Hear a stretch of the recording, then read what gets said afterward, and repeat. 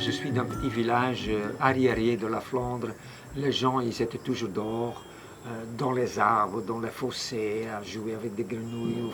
Enfin, dehors, avec la nature. J'ai quitté l'Europe en 75. Après, en Europe, il y avait le mouvement de 68. Et le mouvement de 68, c'était très intéressant. C'était une possibilité de changer la société. Un grand changement qui n'a pas tellement réussi. Parce que le système, tu vois, le système est revenu pour recoloniser le monde alternatif. Je faisais de yoga, tu vois, je mettre sur la tête et tout ça, tu connais. Et puis j'ai rencontré l'enseignement de Chauvenet-la-Mer et je suis venu ici parce que j'ai vu que c'était la réponse pour la Terre. Si tu as une graine, la graine, on ne peut pas le séparer de la plante. Ça va ensemble. Hein? Tu ne peux pas séparer la poule et l'œuf. Tu comprends? Et ça, on a séparé tout ça. Donc ce qu'on a fait, on a pris une graine, on la copie en morceaux. Et tu prends un morceau, tu le mets dans le microscope et tu vois qu'il y a des cellules.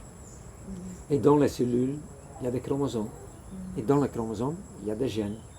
Et puis tu expliques que cette gène-là, elle est responsable pour ça. Tu fais tout le génome et tu as compris la graine et la plante. Tandis qu'il y a une autre façon d'expliquer la graine. Tu le plantes. Si tu le plantes dans la terre, qu'est-ce qui se passe? La pluie tombe, la graine va germer. Et cette pluie, la pluie, elle vient d'où? Des nuages. Les nuages, ils viennent d'où? De l'océan. Et comment ça se fait qu'il y a des nuages sur l'océan? Du soleil.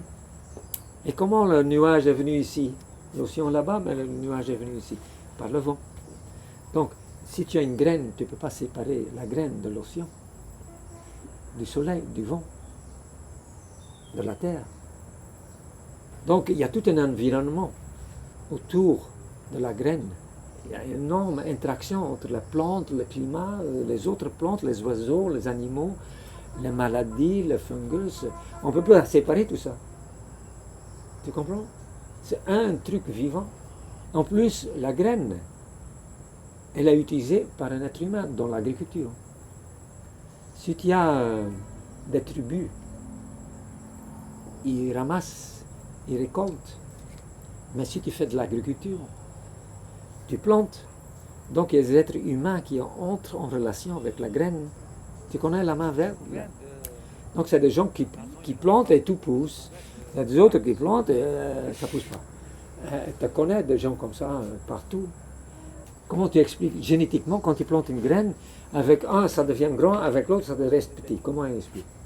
Ah, parce qu'ils entrent dans l'environnement de la plante.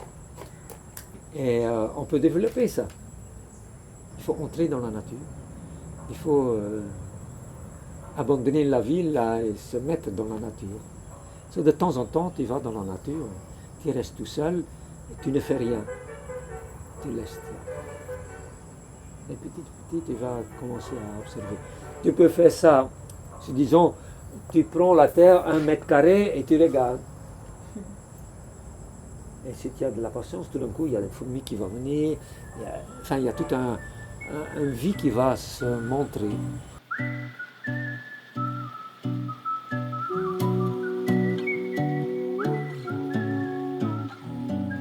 Ça, c'est une croissance de la conscience, petit à petit.